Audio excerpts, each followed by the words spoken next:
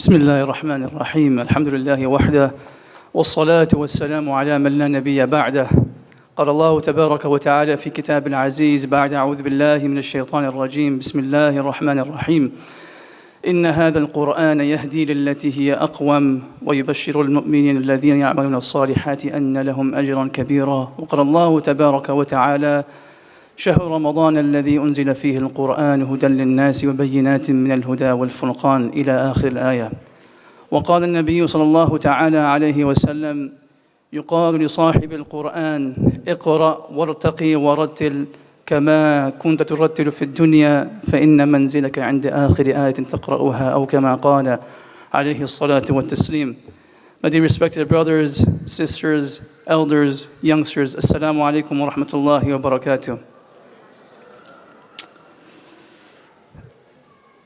And it's a well-known fact that everyone sitting in this room, maybe our women folk, men folk, adults, youngsters, we've all experienced this moment in our lives where we had a rough day or had a very tough exam for the ones who took the MCAT or step 1, step 2, step 3,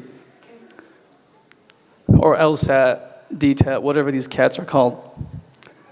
We came back from work, had a rough day at work, surgery didn't go that well, or generally speaking, we're at work and one of our coworkers just disses us off, whatever it is. We come home and we're pretty down.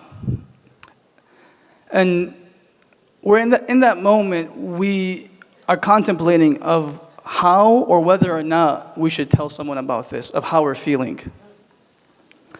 And in the midst of that, we suppress our emotions and we say, whether or not it's society, whether it's your own internal suppression that you use to hide your emotions, in that moment when we need someone, when we need a companion, when we need a mentor to speak to, when we need a friend who can just hear us out, a brother or sister who won't be too quick to judge us. In that moment we decide, you know what, I'll just stay quiet. We've all experienced that? Let's raise our hands if we have. I have, for sure. I'm sure we all have. Although it's not a good thing to do, there's a study that came out in 2013 in Colombia where they showed that people who suppress their emotions, in that study they evaluated heart disease. Shaykh Abdul is going to hate me for this. They evaluated heart disease and mortality from cancer. And they found people who suppress their emotions, who hide their emotions, have a higher risk from dying from cancer. Subhanallah. And they also have a higher risk dying from heart disease. But that's beside the point. Even though we know it's not good to suppress our emotions, we do it because we feel like we will be judged. And sometimes it's not because we feel like we will be judged. Rather, the matter of fact is we don't have anyone to talk to. We try to call someone, they're at work, they don't pick up. You try to call Shaykh Abdullah, he might just put you on, can I talk to you later, like he does to me all the time, right? Call me back later. You try to call Mufti Abdul Rahman, forget about it, he's not answering your phone call, right? You try to call your friend, no one's picking up. In that moment, you just realize, I wish I had a companion. Brothers and sisters who are sitting here today, let it be known to you that although your friend, your mother even, your father, your brother, your sister may not be that companion who's available to hear you out or to give you comfort. As a Muslim, someone who has iman in their heart, you and I are blessed with a companion that's not limited by walls or by a text message or by a phone call, but rather this companion, this means of comfort and solace is found within the heart of every Muslim man and woman. And this companion is called the Quran. This companion, this friend is called the Quran. And you and I sometimes think when we go through hardships that, I don't think anyone has ever experienced what I'm experiencing right now. When we lost our brother, Shaykh Abdul rahimahullah, I remember I was in med school and it was during COVID, in the middle of COVID, I was watching a lecture from online and I get a call at 2:59 p.m. from Shaykh Abdul Rahman on October 5th. And He's a brother who never breaks down, and he broke down, and he said Abdul Rahim got into an accident. And I had just come off a trauma rotation, seen people fly off motorcycles, 70 miles per hour, roll over multiple times, and come in with one broken femur. I said, he got into an accident, khalas, like, okay, inshallah khair. I said, where was the accident? He said, Hoover Road. Not on highway. Hoover Road, think about it, a road that the speed limit is 35 miles per hour. So I said, okay, why are you worried? Why are you tripping? Why are you worried? He said, and he's crying, he said that the cop said that he didn't make it. He didn't make it. I still didn't believe it. The denial, anger, all that stuff. And I said, well, who cares what the cops think? Let's go see him. I'm not going to go over the entire story.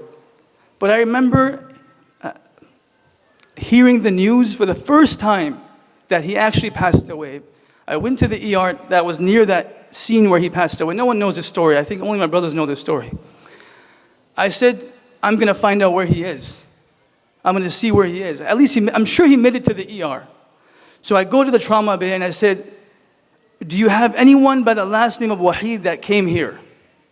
By the ambulance, by the EMS. They're all looking at me like, you're going crazy. They're looking at their registry. They said, we have no one by the last name of Waheed, Abdul Rahim, Muhammad. We don't know what you're talking about. I said, are you sure? Can you check the other hospitals that are affiliated with your system? He said, no. And I walk out of the hospital and I said, Uthman, he's a friend of ours. I said, Uthman, don't lie to me. Tell me the truth. Where is my brother? And then he said, he didn't make it. He said, Abdul Rahim did not make it. I kid you not, my mother was next to me. I had to hide my emotions for the next hour and pretend like I didn't know he passed away. While my mother was grabbing my hand and saying, take me to Abdul Rahim. I couldn't tell her. In that moment, a person would think that no one has ever experienced this loss. No one can give me comfort in this situation. You think that what I am going through, no one has gone through. But then you look in the Quran, and you look in Seerah, and you find that the best man to ever walk on the surface of the earth, Muhammad sallallahu alaihi wasallam, buried 6 of his own kids with his own beloved hands. Who are we? Who are we to think that we are going through so much difficulties that we don't have an answer for it? Or that there hasn't been an answer for it in the Quran? And the ayah of Allah, Ya ayyuhalladhina amanu ista'inu bis-sabri was-salah, we hear it all the time. Wallahi, there was not, on that day, it was the first day where I truly understood the meaning of sabr. Dear respected brothers and sisters, the point of me coming up here is not to be emotional. Mufti Abdul Wahab is the best at that. And Shaykh Abdullah is on the opposite spectrum. He doesn't make you cry, he makes you laugh. Right? The purpose of me saying all of this is that we sometimes feel that when we experience those moments of solitude and loneliness, it's something that it's only reserved for the 21st century. Oh, maybe because I'm a Muslim American, I'm experiencing this. Maybe because of my iman, I feel like this. Maybe because of my lack of faith, I feel like this. No. Let's make one thing clear.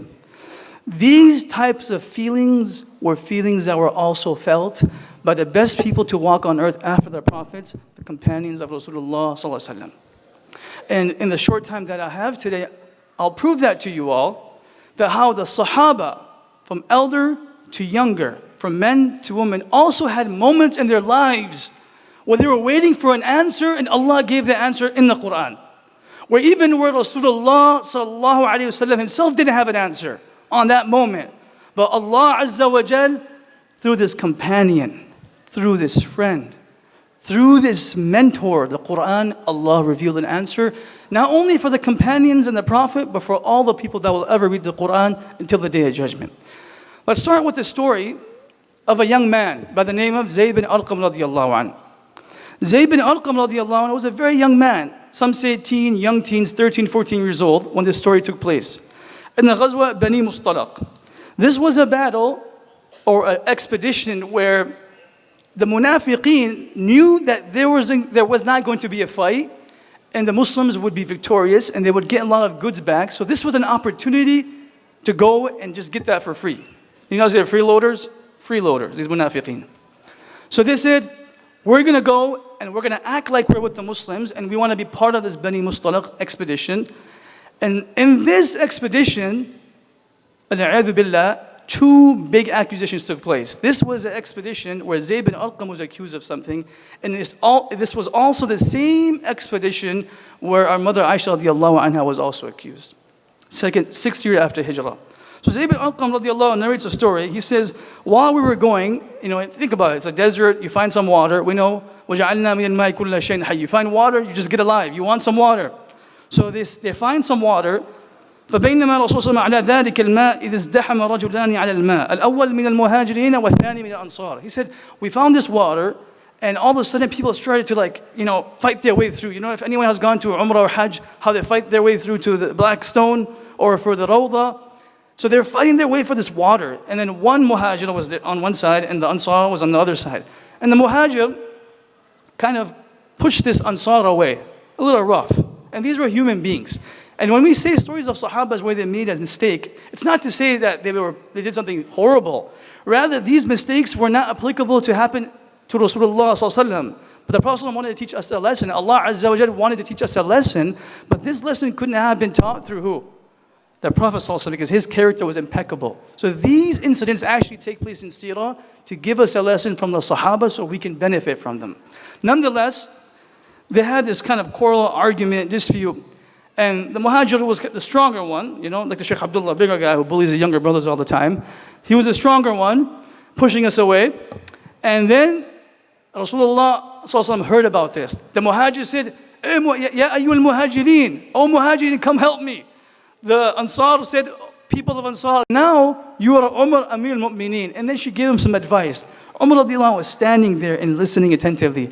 The Sahaba around him said, Ya Umar, Ya Amir al-Mu'mineen, why are you staying here? Why are you standing and waiting for this lady? He said, why do Umar radiallahu anhu not stand and listen attentively for the same Sahabiya whom Allah heard her voice 7 skies above the heavens? How dare Umar not listen to her when Allah Azza wa Jal was able to respond to her in the Quran until the Day of Judgment? Aisha radiallahu anha says that when this lady was coming to Rasulullah, Khawla bint Tha'laba, when she was talking to Rasulullah, she was whispering so low that I could see them talking, but I couldn't hear what they were saying. And Allah Azza wa Jal gave an answer from the skies above the earth. This is to show all of us, again, the story of Zayd radiallahu anhu, story of Khawla radiallahu anha, story of Abdullah bin Maktub radiallahu anhu, to show that Allah subhanahu wa ta'ala has an answer for our difficulties in the Quran. It is up to us whether or not we choose to connect with the Quran. And I've seen in my short life that youngsters who try to make excuses that, I really can't read the Quran because I don't understand the Quran. And I want to learn Arabic, which is great. لِيَتَدَبَّرُوا آيَاتِهِ. Quran is to ponder over its meanings. It's there to ponder over its meanings. But subhanAllah, wallahi, I've seen in my life, many students, medical students, pre-dental students, pre-med students, many students across Michigan that have just taken this concept of reciting Quran. I have numerous people who literally would come to me and recite Quran once a week. And I've never told anyone this. All they would do would come and recite the Quran to me once a week. SubhanAllah, these same students have been part of Miftaah for the past 5-6 years. These same students are the students that walk across the hallways of the hospitals, proud to be from the Ummah of Muhammad sallallahu alaihi wasallam. These same students, these same youngsters who were out in the streets, who did not know how to pray, today are teaching other youngsters how to pray and how to recite Quran. Not because they're mufassirin, not because they're great scholars, all because they were able to find a way to connect with the Quran, to attach to the Quran. I challenge all of you sitting here. I challenge all of you. Next time you are going through a difficult time, next time when you're trying to find an answer for your trials and tribulations, even if you do not understand a word of the Quran, I challenge you, open the Quran and open the translation next to the Quran. I guarantee you, in a matter of 5 minutes, you will find the answer to your troubles. You will find Allah subhanahu wa ta'ala speaking to you directly and addressing your situation. My dear respected brothers and sisters, just remember that the time that we have in this world is very limited. The Quran will be there when we are here and will stay after we leave. Blessed is that individual who makes the connection with the Quran so that when we leave, the Quran follows us. The Quran is such a companion, not like the companions of this world. It doesn't matter how long you live with your wife. It doesn't matter how long you live with your mother and father. It doesn't matter how much you love your brothers and sisters. You and I will have to depart one day. But there's a companion, like I said earlier, that's not limited by walls or by a phone call or even by time. The companionship of the Quran will not only stay with you and I in this world, but the same Quran will go in the grave. Hadith al-Darimi, the Alif Lam Mim Sajda, Surah Sajda and Surah Mulk will come into the grave of a believer and will tell and will intercede on behalf. And the surah will say, "Oh Allah, if I am from the Quran, then accept my intercession for this person. And oh Allah, if I am not from the Quran, then wipe me off the Quran. Wipe me out of the Quran." And this person who recited Surah Al-Sajda or Surah Al-Mulk every single night will be saved from the punishment of the grave. On the Day of Judgment, Allah, and I'll conclude, on the Day of Judgment, why do I keep on saying companion, companion? You know, the Sahaba were called companions for a reason, because they understood what Rasulullah ﷺ wanted. They not only lived with him, some Sahabas didn't live for too long with him, but they understood that wherever they went, this was the mansha, this was the mindset of Rasulullah. I don't want to break his heart. The Quran is the same way. Allah Azza wa Jalla on the Day of Judgment, when He speaks of the person of the Quran, He uses the same word that He used for the companions of the Prophet ﷺ, Sahaba. يُقَالُ لِصَاحِبِ الْقُرْآنِ. Hadith says, يُقَالُ لِصَاحِبِ الْقُرْآنِ. It will be told to the companion of the Quran. Yes, Ibn Hajar Asqalani mentions that this is a half of the Quran. But there are many other scholars who say that even if a person did not memorize the Quran, but made it a purpose of their lives to remain attached to the Quran, he also falls in this category. يُقَالُ لِصَاحِبِ الْقُرْآنِ. It will be told to the companion of the Quran, ارتقي ورتل. Keep on ascending the levels of Jannah. وَرَتِّلْ. And read in the slow and beautiful tone you would recite in this dunya. كَمَا كُنْتَ تُرَتِّلُ فِي الدُّنْيا فَإِنَّ مَنْزِلَكَ عِنْدِ آخِرِ آيَةٍ تَقْرَأُهَا. Keep on reciting. You are this companion of the Quran. You go on and recite this companion of yours, this Quran of yours, and keep on ascending the levels of Jannah. The last ayah that you will recite will be your final abode. The ulama have mentioned that when this person recites مِنَ الْجِنَّةِ وَالنَّاسِ, he or she would have already reached Jannatul Firdaus. We ask Allah Azza wa Jal to make us individuals who live with the Quran, make it our companion, and we ask Allah to make us those individuals that the Quran follows us to our graves and follows us and takes us to Jannah. Wa akhiru da'wan alhamdulillah rabbil alameen.